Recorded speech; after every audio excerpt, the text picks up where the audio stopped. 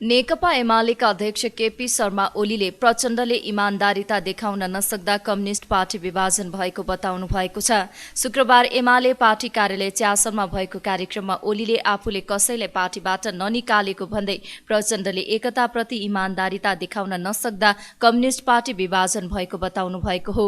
प्रचण्डले पार्टी एकताको चरम दुरुपयोग गरेको र पार्टी अध्यक्षमाथि आरोपको पुलिन्दा बनाएको उहाँको टिप्पणी छ।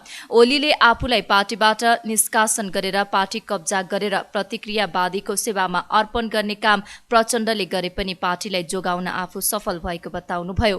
त्यस्तै ओलीले सरकारले स्थानीय तह निर्वाचनमा राज्य शक्तिको चरम दुरुपयोग गरे पनि एमालेको जनमत नघटेको दावी समेत गर्नुभयो। 15 साल यता अहिलेको जस्तो राज्य शक्तिको दुरुपयोग कहिले नभएको उहाँको टिप्पणी छ। उहाँले केही सिटमा पछि परे पनि आगामी निर्वाचनमा एमाले पहिलो पार्टी हुने जिकिर गर्नुभयो।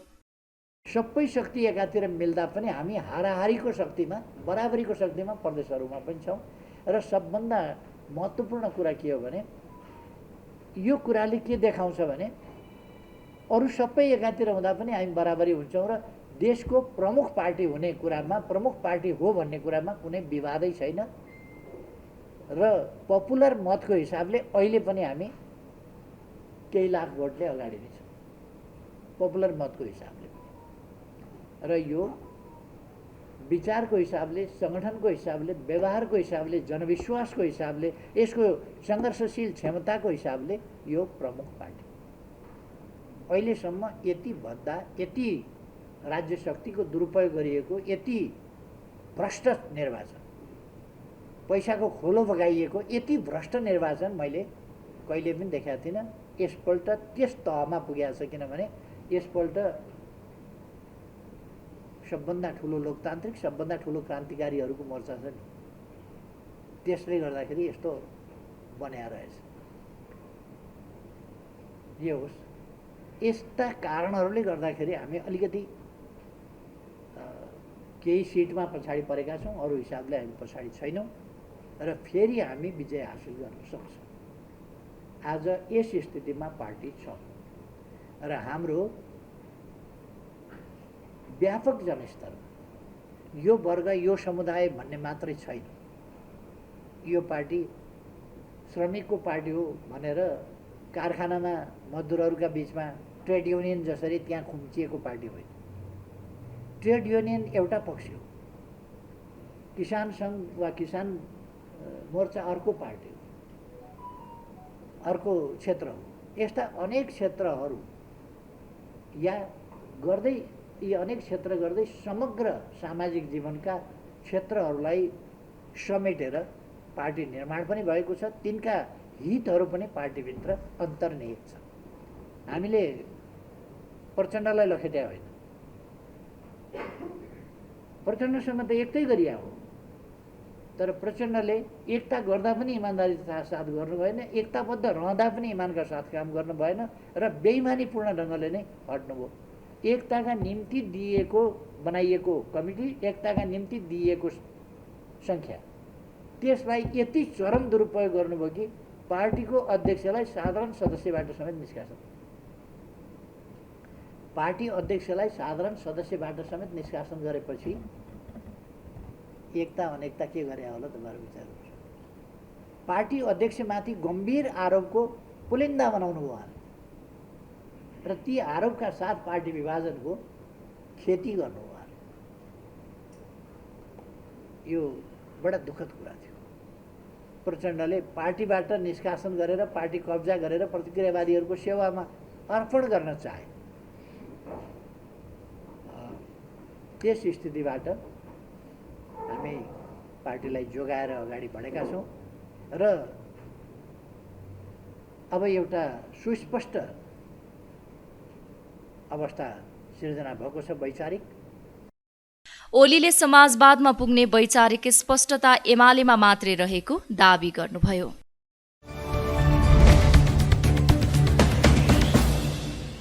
संसदीय समितिले विभिन्न आयोजनाहरू अघि बढ्न नसक्नुको कारणबारे जानकारी गराउन सरकारलाई निर्देशन दिएको छ। सिंहदरबारमा शुक्रबार बसेको प्रतिनिधि सभा अन्तर्गतको विकास तथा प्रविधि समितिले शहरी विकास तथा भवन निर्माण विभागले यसअघि गर्ने भनिएको आयोजना सुरु हुन नसकेको भन्दै यसको कारणबारे जानकारी गराउन निर्देशन दिएको हो। समिति सभापति कल्याणी खड्काले आयोजनाहरू सुरु नै नभएको विषयमा समितिमा उजुरी परेकाले लामो समय अघि देखिएका आयोजनाको काम अघि बढ्न नसक्नुको कारण 15 दिनभित्र समितिलाई जानकारी गराउन निर्देशन दिएको जानकारी दिनुभयो। त्यस्तै महानगरपालिका र नगरपालिकासँग बाहिरी चक्रपथ आयोजनाका सम्बन्धमा सरोकारवालासँग छलफल गर्ने निर्णय भएको उहाँले बताउनुभयो। समितिले 2076-25 को बुँदा नम्बर 7 मा दिएको निर्देशन कार्यान्वयनका लागि समिति नेपाल सरकार शहरी विकास मन्त्रालयलाई पुनः निर्देशन गर्दछ।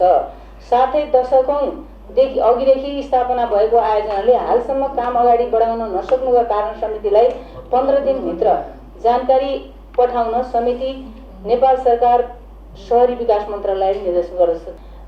शहरी विकास मन्त्रालय अन्तर्गतको शहरी विकास तथा भवन निर्माण विभागबाट अगाडि बढाइएको एनयुजिआइपी अन्तर्गत सञ्चालन भइरहेको आयोजनाका बारेमा मिति 2-29 गते समितिमा उजुरी प्राप्त हुन आएकोले सोको बारेमा 15 दिनभित्र स्पष्ट जानकारी पठाउन, जानकारी सहित त्यसको फाइल पठाउनको लागि नेपाल सरकार शहरी विकास मन्त्रालयलाई निर्देशन गर्दछ।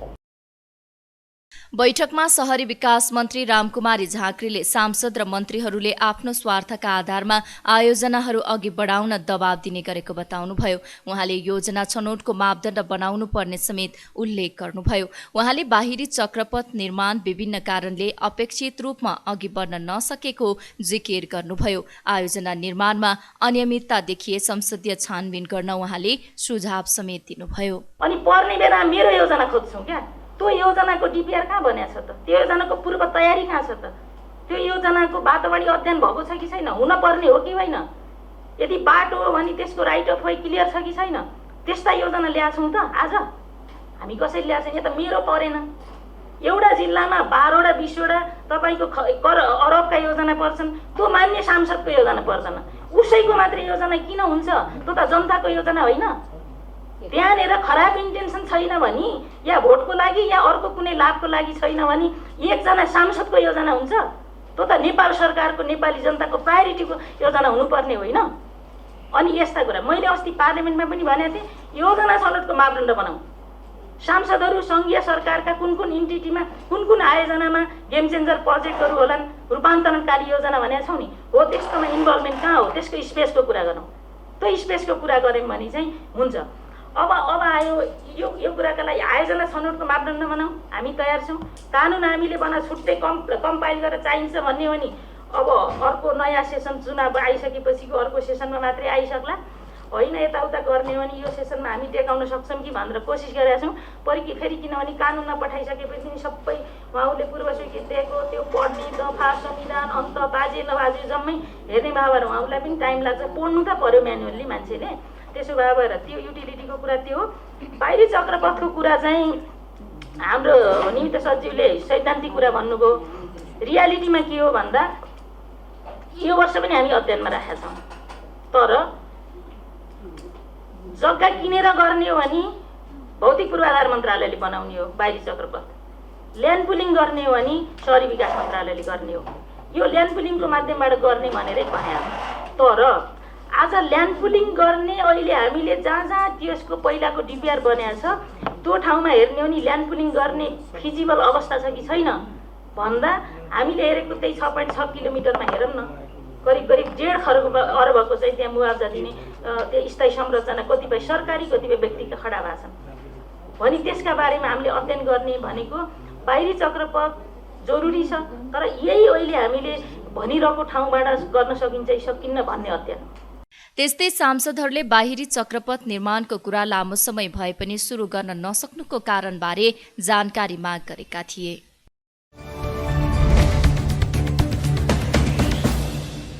नेकपा माओवादी केन्द्रका अध्यक्ष पुष्पकमल दाहाल प्रचण्डले मुलुकको नेतृत्व गर्ने अवसर पाए एउटा नयाँ युगतिर देशले लैजाने बताउनु भएको छ। शुक्रबार नेपाल पर्वतारोहण संघले काठमाडौँमा गरेको कार्यक्रममा प्रचण्डले परिवर्तनको वास्तविक महसुस जनताले गर्न नसकेको भन्दै फेरि अर्को पटक देशको नेतृत्व गर्ने अवसर पाए नयाँ युगतिर देशलाई लैजाने सपना साकार पार्ने बताउनु भएको हो। उहाँले आफ्नै नेतृत्वको परिवर्तनका लागि हजारौंको बलिदानी भएका उनीहरूको सपनालाई त्यसै खेर जान नदिने जिकिर समेत गर्नुभयो। पहिलो चोटि प्रधानमन्त्री हुँदा धेरै कुरामा विचार गर्दै 9 महिना बितेको उहाँले बताउनुभयो। दोस्रो पटकको प्रधानमन्त्री कालमा धेरै चीज सुधार गर्ने प्रयास गरेको समेत उहाँले बताउनुभयो। प्रचण्डले मुलुकलाई विकास र समृद्धितर्फ अघि बढाउनका लागि वामपन्थीहरूको एकता गरे पनि सफल हुन नसकेको धारणा राख्नुभयो। नेपालमा के भयो?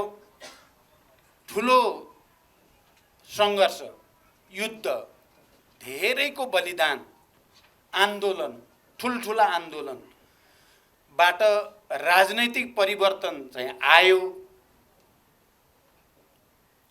जनतालाई अधिकार सम्पन्न गराउने संवैधानिक व्यवस्था पनि भयो।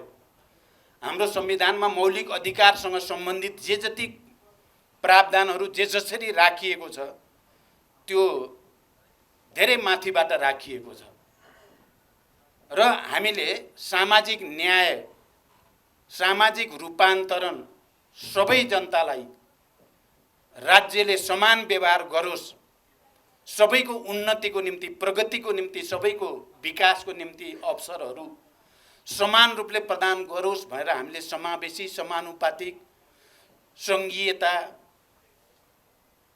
जनताको घर दैलोमा सरकार पुर्याउने कुरा भनेर धेरै ठुला कुरा हामीले भनेका छौँ। तर जनताले त्यो परिवर्तनबाट आफ्नो जीवनमा प्रत्यक्ष रूपले अनुभूत गर्ने गरी यति उज्यालो हाम्रो घरभित्र पनि आइपुग्यो भन्ने ठाउँमा अझै पुगेको छैन। हामी चिन्तित छौँ। कहिलेकाहीँ यो परिवर्तनको निम्ति सबभन्दा बढी सङ्घर्ष गर्ने, त्याग, तपस्या, बलिदान गर्ने र नेतृत्व गर्नेहरू अलिकति साइडमा जस्तो, यसको विरोध गर्नेहरूको हातमा डाडु पनियो हुने जो बडो विडम्बना भएको छ नेपालमा। हुन त अहिले सन्तवीरजीले पनि अरू साथीहरूले पनि भन्नुभयो मलाई भोलिको प्रधानमन्त्रीको रूपमा पनि चाहिँ अलिकति प्रस्तुत गर्ने कोसिस गर्नुभयो। मैले भन्ने के गरेको छु भने पहिलोचोटि प्रधानमन्त्री हुँदा त मलाई झिलिमिलीमै गयो। के हो यो सपना हो कि विपना हो भनेर विचार गर्दा गर्दै 9 महिना बितिहाल्यो। एउटा नयाँ परिस्थिति बन्यो।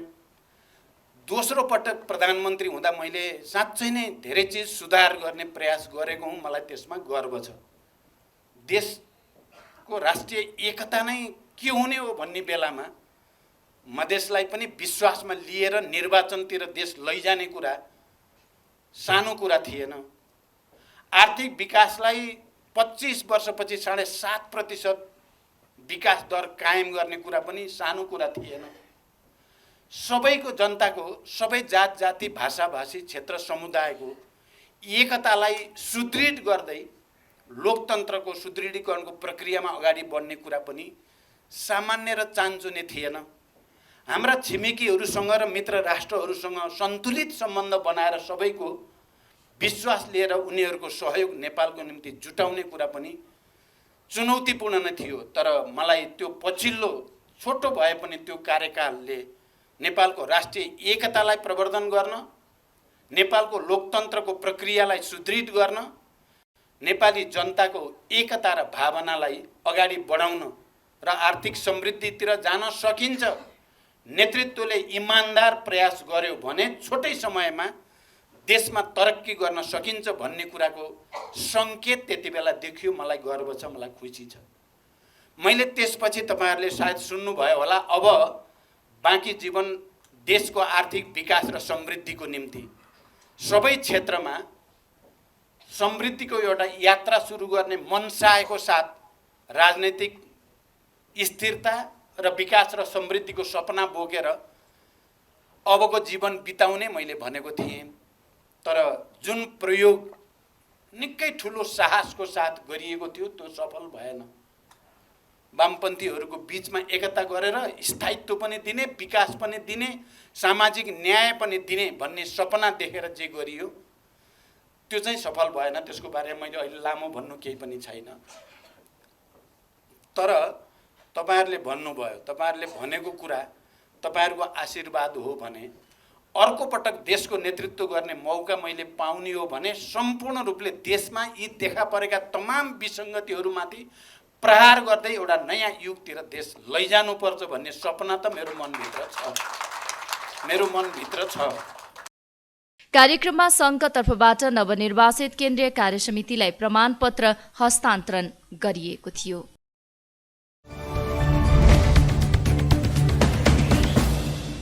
नेकपा एकीकृत समाजवादीले मन्त्री परिवर्तन गर्ने पार्टीको निर्णयमा कुनै परिवर्तन नहुने स्पष्ट पारेको छ।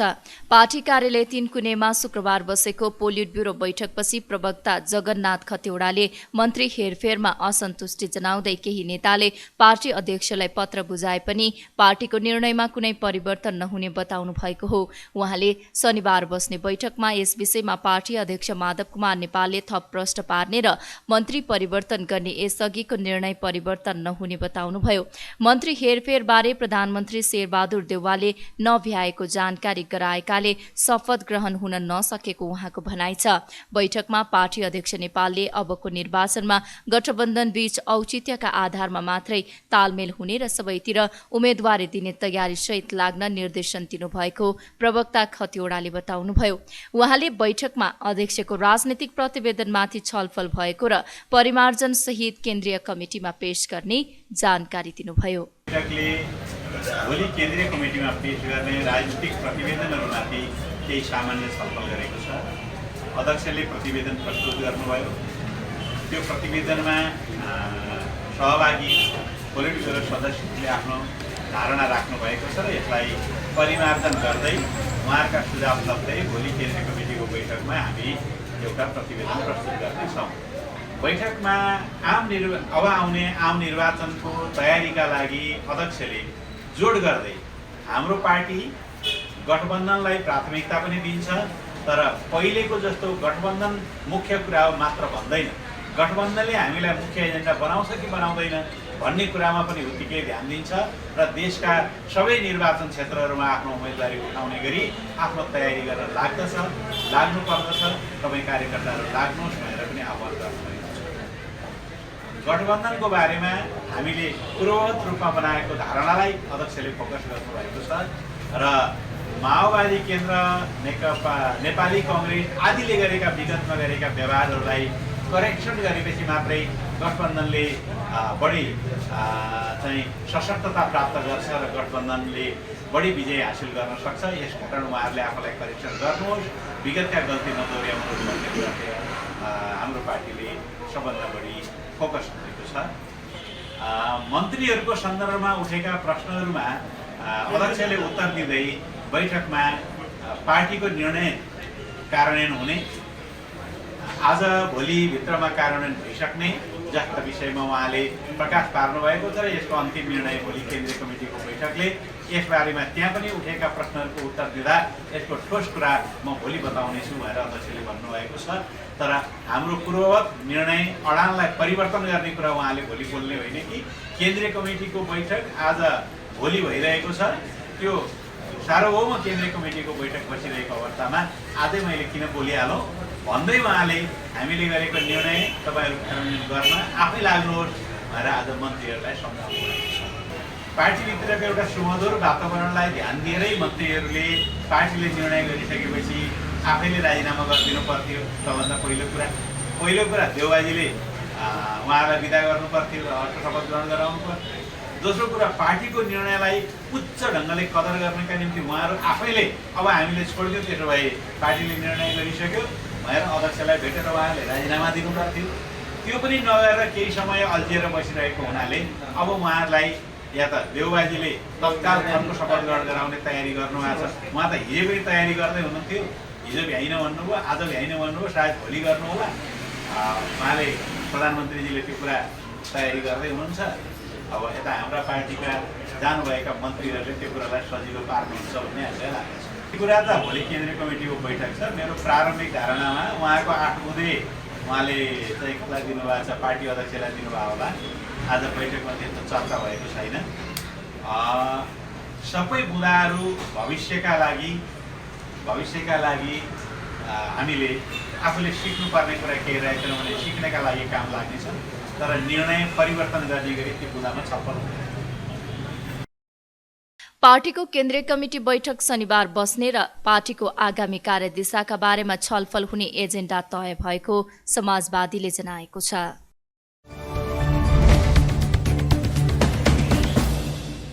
अर्थमन्त्री जनार्दन शर्माले लेखा परीक्षणमा वित्तीय अनुशासन, पारदर्शिता र जवाफदेहिता अनिवार्य रहेको बताउनु भएको छ। शुक्रबार काठमाडौँमा नेपाल चार्टर एकाउन्टेन्ट सङ्घको 37औं वार्षिक साधारण सभा उद्घाटन गर्दै मन्त्री शर्माले लेखा परीक्षण पेशा राज्यसँग जोडिएको विषय रहेको भन्दै पारदर्शिता आवश्यक रहेको बताउनुभयो।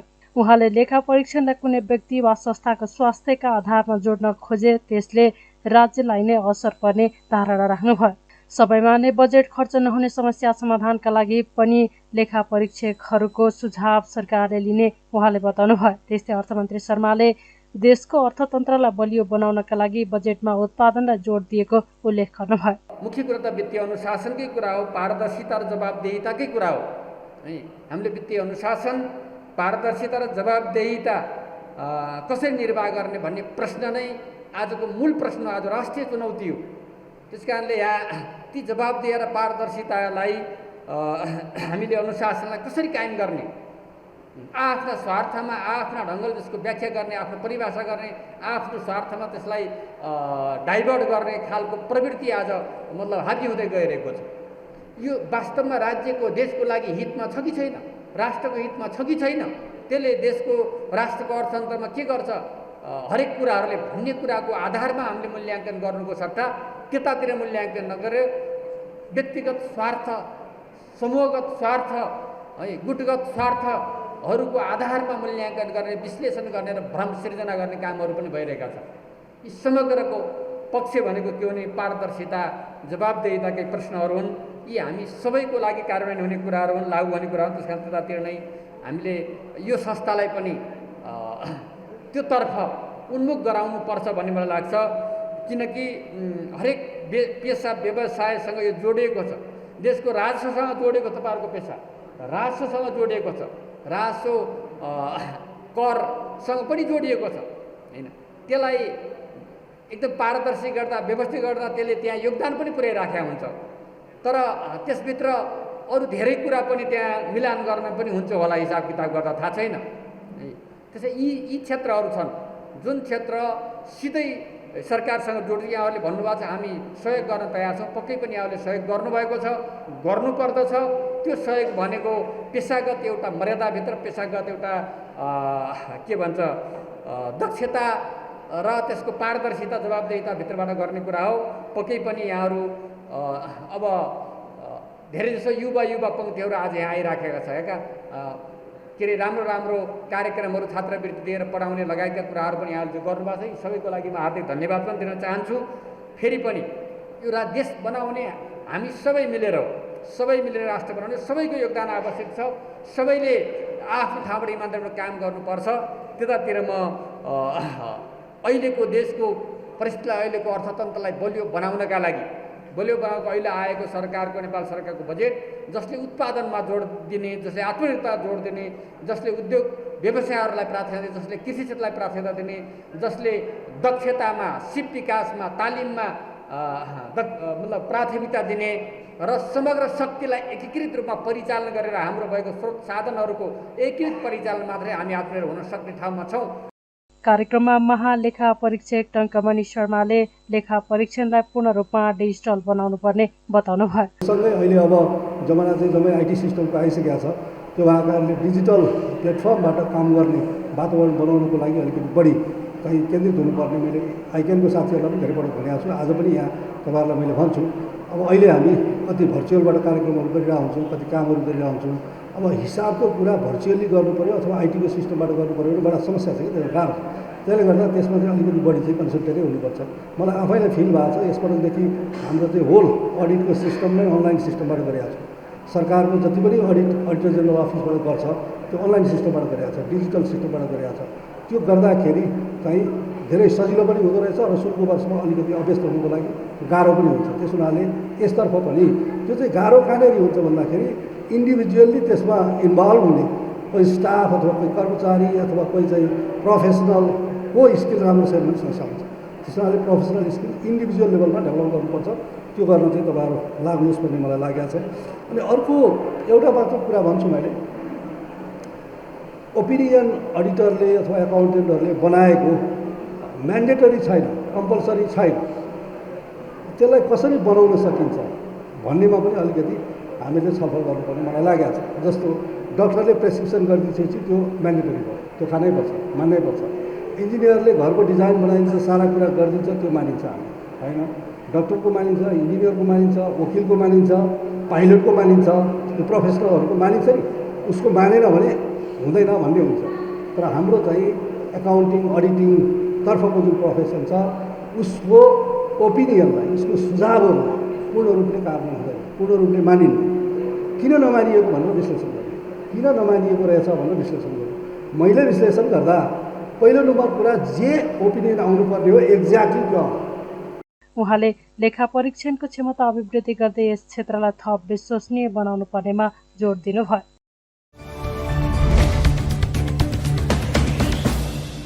सांसदहरूले नागरिकता सम्बन्धी विधेयक शीघ्र अघि बढाउने गरी प्रक्रिया सुरु गर्न आग्रह गरेका छन्। राष्ट्रिय सभाको शुक्रबारको बैठकमा सांसद जितेन्द्र नारायण देवले संविधानमा रहेको नागरिकता सम्बन्धी व्यवस्थाका विषयमा सहमति गरी विधेयक अघि बढाउन सरकारसँग आग्रह गर्नुभयो। संविधानमा भएको व्यवस्था बाँझिने गरी कानुन बनाउन नहुने उहाँको भनाइ छ। जे लेखिएको छ नागरिकता सम्बन्धी जे यसमा व्यवस्था गरिएको छ त्यो राष्ट्रिय सहमतिबाट, त्यो क्रान्तिको उपजको रूपमा त्यो परिवर्तन, त्यो सम्झौँ 10 वर्षे जनयुद्ध, मधेस आन्दोलन, थारू आन्दोलन, 62-63 को महान जनआन्दोलन ऐतिहासिक, त्यसको संश्लेषणको रूपमा, निष्कर्षको रूपमा यो आएको छ। त्यसकारणले हामी यसबाट विमुख हुनु हुँदैन।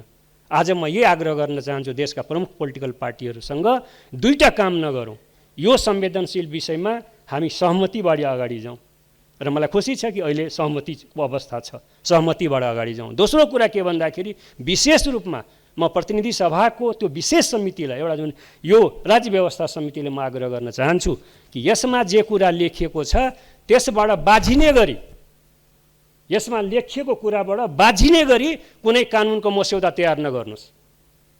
त्यसले देशलाई फेरि द्वन्द्वतिर धकेल्ने हुन्छ, देशलाई धकेल्नेतिर त्यो दुस्साहस हुन्छ, त्यो मूर्खता हुन्छ। त्यो त्यसकारणले यो हाम्रो आधार हो। यो आधारमा हामी यो कानुन चाँडोभन्दा चाँडो कानुन बनाउनेतिर हामी अगाडि जानुपर्दछ।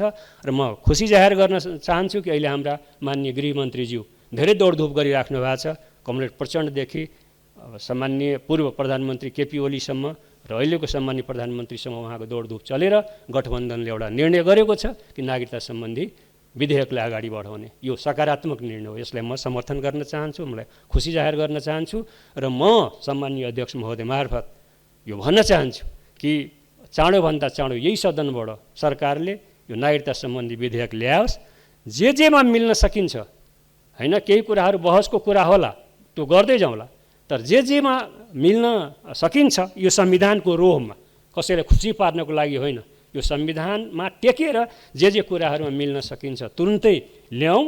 र कुनै कुरामा मिल्न नसकिने अवस्था त्यस्तो रहेछ भने डिस्कसन गर्दै जाउँ, छलफल गर्दै जाउँ, भोलि फेरि एउटा सहमतिको वातावरण बनाउँ भन्ने यो सैद्धान्तिक रूपमा यो अपिल म गर्न चाहन्छु। बाँकी 3टा कुराहरू छन् मेजर रूपमा। जनसिद्धका सन्तानहरूलाई नागरिकता दिने कुरा, महिला यो आमाको नामबाट नागरिकता दिने कुरा, त्यो सम्बन्धी 2टा व्यवस्था यहाँ छ। म पढ्न लाग्यो भने समय मलाई पुग्दैन समय, यो सबैलाई थाहा छ, हामी सबैलाई के कुरा हो त्यो जोडिएको। सांसद रामचन्द्र राईले नागरिकता सम्बन्धी विषय जनताको दैनिकीसँग जोडिएको विषय भएकाले यस सम्बन्धी विधेयक सदनमा प्रस्तुत गर्न माग गर्नुभयो। अहिले आजका दिनमा यो सरकारको सामु धेरैवटा जिम्मेवारी छन्। अघि भर्खरै मान्य जितेन्द्र नारायण देवले नागरिकताको कुरा गर्नुभयो। पूर्ववर्ती सरकार जसको नेतृत्व नेकपा एमालेको नेता अध्यक्ष केपी ओली, प्रधानमन्त्री केपी ओलीले गर्नुहुन्थ्यो, उहाँको पालामा नेपाली नागरिकको संविधानको विषय बडो पेचिलो भएर गएको छ। यसलाई सम्बोधन गर्नुपर्छ र नागरिकहरूलाई आफ्नै मुलुकभित्र गैर नागरिक भएर बस्नुपर्ने स्थिति मुक्त बनाउनुपर्छ भनेर सरकार नहुँदा अध्यादेशबाट नागरिकता विधेयक ल्याउनु भएको थियो। सरकारको यो गठबन्धनको एउटा अक्षर तलमाथि गएर बुझ्नु पर्ला। यो सरकार बन्यो, यसले त्यो विधेयकलाई मात्रै ओन गरिदिएको भए पनि आजका दिनमा नागरिकता बिन नेपाली नागरिककै छोरछोरी नेपाली नागरिकहरू अनागरिक भएर गैर नागरिक भएर नेपालमा बस्नु पर्दैन थियो। यसले गैर नागरिक भएर मात्रै नेपालमा बसेका छैनन्, उनका यावत दैनन्दिन समस्याहरू आज पनि समस्या छ। विदेशमा पढ्न जान पाएको छैन, पढिसक्यो जागिर खान पाएको छैन, व्यापार गर्नलाई उसले आधार चाहिन्छ, त्यो आधार पनि छैन। अर्थात् नेपालभित्र बसेर आफ्नै मुलुकमा बसेर विदेशी सरह उनीहरूले बडो पीडाका साथ हामी सबैको, मलाई लाग्छ हामी सबै सांसदहरूको सबै मान्यज्यूहरूको मोबाइलमा यो मेसेज आइरहेकै होला कि हामी साँच्चै नेपालभित्रै बा नेपाली हुनुहुन्छ, आमा नेपाली हुनुहुन्छ, म चाहिँ गैर नेपाली छु। त्यसो भएर हामीलाई नागरिकता दिने र हाम्रो सुदूर भविष्य व्यवस्थित गर्नको लागि हामीले केही गर्नुपर्छ, पढ्नुपर्छ, व्यवसाय गर्नुपर्छ। त्यो वातावरण खोलिदिनुहोस् न, तपाईँहरूले यो जिम्मेवारी त सांसद भइसक्यो, यो जिम्मेवारी त निर्वाह गरिदिनुहोस् भनेर सबैको मोबाइलमा एकपटक होइन पटक पटक मेसेजहरू आइरहेका छन्। यो अवस्था हुँदैन थियो। ढिलै भए पनि गृह मन्त्रालयले यो अभ्यास गरेछ। सांसद डाक्टर विमला राई पौडेलले शारीरिक र मानसिक रूपमा स्वस्थ हुनु विवाह गर्ने उपयुक्त उमेर 20 वर्ष उपयुक्त हुने जनाउँदै यसलाई घटाउन नहुने धारणा व्यक्त गर्नुभयो। शारीरिक र मानसिक स्वास्थ्यका दृष्टिले, परिपक्वताको दृष्टिले पहिलोपल्ट आमा हुने र बच्चा जन्माउने उचित समय लेट 20 भनेको 24-25 वर्ष पछाडि हो, लेट 20 हो। 20 वर्षदेखि 30 वर्ष उत्तम समय हो। यो जनस्वास्थ्यविद र चिकित्सा शास्त्रले भनेको कुरा हो। यसैलाई हेरेर हामीले 20 वर्ष बनाएका हौँ। छिमेकी देश भारतले यसैलाई हेरेर 18 वर्षबाट मोदी सरकार आउने बित्तिकै 21 वर्ष बनायो। उहाँहरूले सशक्तिकरणको लागि, महिलालाई आत्मनिर्भर बनाउनको लागि र मातृ मृत्यु दर घटाउनको लागि भन्नुभएको छ। 21 वर्ष बनाएको। छिमेकी राष्ट्र चीनमा 20 वर्ष महिलाको उमेर छ, 22 वर्ष पुरुषको उमेर छ। त्यसरी नै राखिएको छ। तर हाम्रा कानुन मन्त्रीले के भन्नुभयो भने यो साइन्टिफिक छैन। किन साइन्टिफिक छैन? उहाँको आन्सर के थियो? 16 वर्षमा नागरिकता पाउँछ, 18 वर्षमा भोट हाल्न पाउँछ, त्यसै कारण 18 वर्षमा बिहा गर्न पाउनुपर्छ। यही हो साइन्टिफिक। विवाह गर्ने उमेर भनेको प्रजनन स्वास्थ्यको उमेर हो। प्रजनन स्वास्थ्यमा को कति बेला परिपक्व हुन्छ भन्ने कुरो कानुन मन्त्रीले जान्ने कि स्वास्थ्यको पढ्ने डाक्टरहरूले जान्ने हो? जनस्वास्थ्यविदहरूले भन्दैछन् हामीले जे जति उपलब्धि अहिले हासिल गरेका छौँ मातृ मृत्यु दर घटाउनको लागि, त्यो एउटा महत्त्वपूर्ण फ्याक्टर भनेको 20 वर्षको वैवाहिक उमेर राखिएको कारणले हो।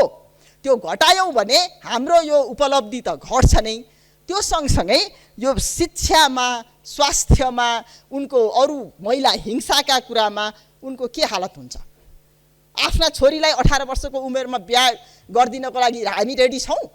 बैठकमा राष्ट्रिय सभाका सचिव राजेन्द्र फुयालले प्रतिनिधि सभाबाट सन्देशसहित प्राप्त 3 विधेयक, आर्थिक विधेयक 2079, राष्ट्र ऋण उठाउने विधेयक 2079 र ऋण तथा जमानत संशोधन 2079 पेश गर्नुभएको हो। त्यस्तै बैठकले कोभिड-19 सङ्कट व्यवस्थापन विधेयक 2078 माथि विचार गरियोस् भन्ने प्रस्ताव सर्वसम्मतिले स्वीकृत भएको छ। राष्ट्रिय सभाको अर्को बैठकै असार 12 गते आइतबार 11 बजे बोलाइएको छ।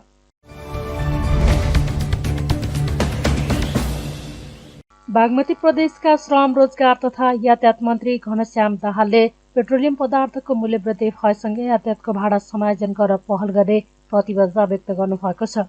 नेपाल ट्रक यातायात व्यवसायी महासङ्घको 7औं महाधिवेशन तथा 15औं साधारण सभाको शुक्रबार काठमाडौँमा उद्घाटन गर्दै अन्तर्राष्ट्रिय रूपमा पेट्रोलियम पदार्थको मूल्य वृद्धि भएका कारण नेपालमा पनि मूल्य वृद्धि गर्नुपर्ने बाध्यता भएको प्रस्ट्याउनुभयो।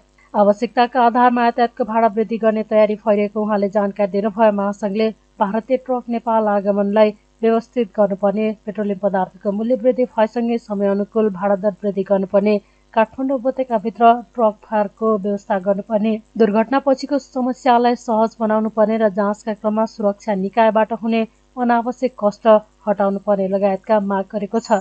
हाल देशभर 70,000 ट्रक व्यवसायी छन् भने सो क्षेत्रमा 15 खर्ब लगानी रहेको महासङ्घका महासचिव एवं प्रवक्ता राजेन्द्र विक्रम बानियाले जानकारी दिनुभयो।